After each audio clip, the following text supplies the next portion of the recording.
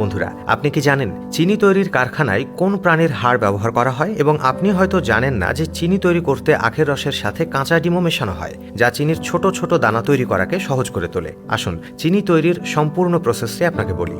বন্ধুরা, ভিডিওটি শেষ পর্যন্ত দেখুন, ভালো লাগলে শেয়ার করুন। চিনি কারখানায় আখ পৌঁছানোর সাথে সাথে চিনি তৈরি করা হয়, কারণ চিনি মূলত চিনির রাজা অর্থাৎ আখ থেকে তৈরি হয়। তাই এটি একটি ট্রাক বা ট্রলিতে লোড করা হয়, আখের কারখানায় নিয়ে যায়, যেখানে সেগুলো ক্রেন মেশিনের সাহায্যে আনলোড করে মেশিনে পাঠানো হয়। এই মেশিনটি আখ কেটে অল্প সময়ের মধ্যেই সূক্ষ্ম ফাইবারে পরিণত করে, কিন্তু এটি এর রস বের করে না।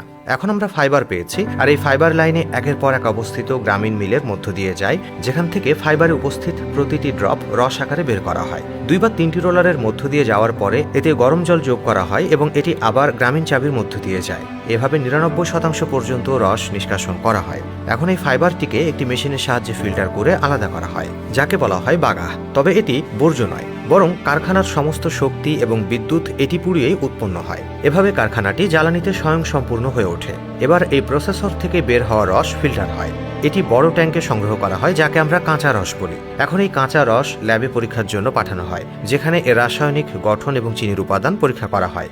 ল্যাব টেস্টের পরে রসটি প্রতিক্রিয়া ট্যাঙ্কে পাঠানো হয়, যেখানে প্রয়োজন অনুসারে চুন যোগ করা হয় এবং সালফার গ্যাসও নির্গত হয়। তারপর 5 থেকে 6 ঘন্টা যন্ত্রের সাহায্যে মেশানো হয়। এ সময় ব্লিচিং এবং ক্ষারযুক্ত এশিয়ান কি প্রক্রিয়া করা হয়, যেখান থেকে এটি ক্ল্যারিফায়ার ট্যাঙ্কে পাঠানো হয়। তারা একই ট্যাঙ্কে এটি পূরণ করে এবং সেখানে রেখে দেয়, এবং কিছুক্ষণ পর সমস্ত কাদা স্থির হয়ে যায়। একটি পরিষ্কার হলুদ রস পলল আকারে উপরে থাকে।